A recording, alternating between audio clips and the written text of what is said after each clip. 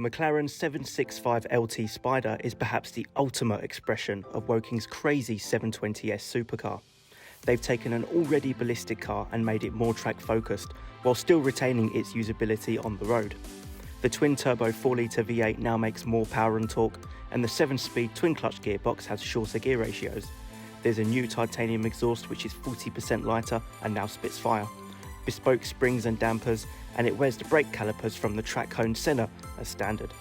It also benefits from a new aero pack which makes it look utterly intimidating, while providing 25% more downforce than a 720S.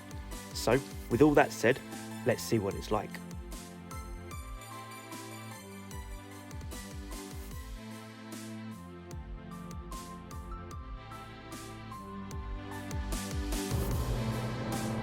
So, first impressions of this 765LT Spider. The first one is this thing has clearly been built with one thing in mind, and that is speed. It is stupidly fast in a straight line, and it is stupidly fast round corners. It's just an absolute animal. The second thing is that this is more than just a jumped up 720S. This is a 720S cranked all the way up to 11. It is absolutely mental. And I mean, God knows what the guys and girls at Woking were smoking when they cooked up this thing, because it's just ridiculous.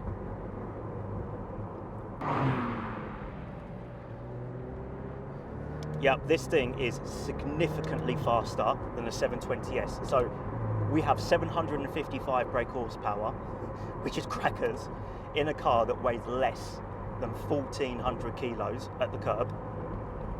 0 to 62 miles an hour in 2.7 seconds, but this is the one that really gets me. 0 to 124 miles an hour in 7.2 seconds.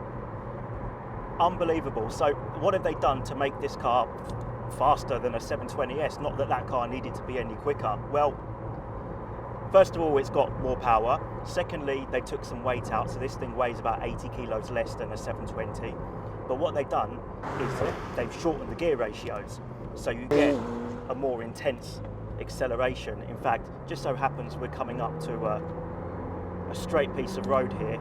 Let's see how much of this we can reasonably unleash.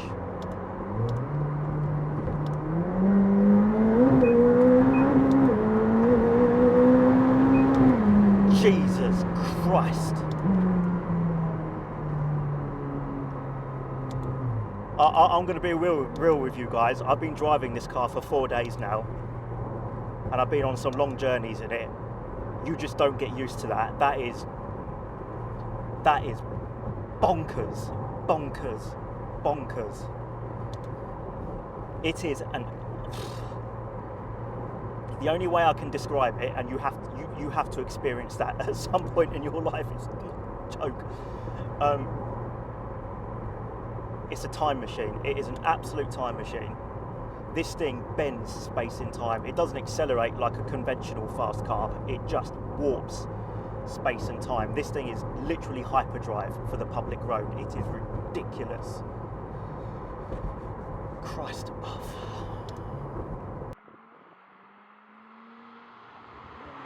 But as we all know, McLaren's about more than just straight line performance. Obviously that's what people talk about all the time because of how astonishingly fast they are, but when it comes to supercars, when it comes to drivers' cars, it really doesn't get much better than this. So as with a normal 720S, we've got this active panel here with all the driving modes. So we've got an option for handling, an option for powertrain, and then you've got separate comfort, sport and track mode settings. I think the ideal setup for the public road is the handling mode in sport, and then the powertrain in track, because then you get all of the response and all of the ferocity from the engine, but just the suspension is just a little bit more supple. If you put the handling mode into track, this thing is really rigid on the public road. Usually you can get away with using these track modes on the public road, but I think in this car, just keep it to track, if I'm honest. I mean, my ideal driver setup, and well, you look at that, a country road.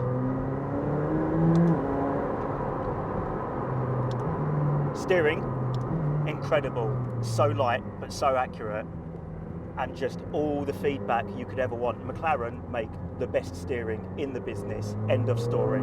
Beautiful hydraulic rack. Another thing I like about track mode is that the car moves around quite a lot. Well, not a lot, but a bit more than you get in a 720S, which I really enjoy. It keeps you on your toes a little bit more. Gearbox, just listen to how fast this thing shifts. This twin clutch. Woo! Yeah, it really rifles through the gears, and the brake pedal as well.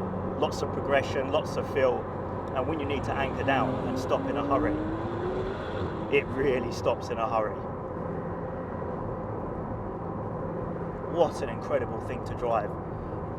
For me, the way this thing goes about demolishing a country road is just as impressive as the straight line performance. It is, as a driver's car, it is sensational. But then the really nice thing about this particular 765LT is that you can get the roof down on the move. Look at that. Oh yes, I brought my hat with because my hair will flap everywhere. Lovely stuff. Perfect.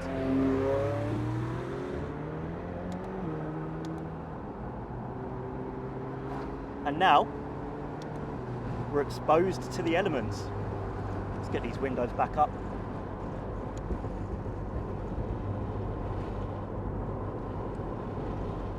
Alfresco motoring, and you get the exact same performance as you do in a coupe. So I was actually speaking to one of the tech guys over at McLaren, and he said that of the coupe and the Spider is a nicer road car. He just said it's just a lot more dialed in to the road than what the coupe is. And I've not driven a coupe, but who am I to disagree with him? Yeah, this is lovely. And I mean, it's 13, 14 degrees today. It's mid-March, so it's not a warm day, but it's not cold either. Not much wind or buffeting in the cabin. Yeah, lovely, really enjoying this. Now, I wouldn't use one of these every single day for a couple of reasons. First of all, it's a bit too special for that. Secondly, at low speed, it's just, the suspension's a little bit busy. I mean, don't get me wrong, the ride quality is really good, especially once you get some speed underneath the car. But yeah, some of the low speed stuff's a little bit busy.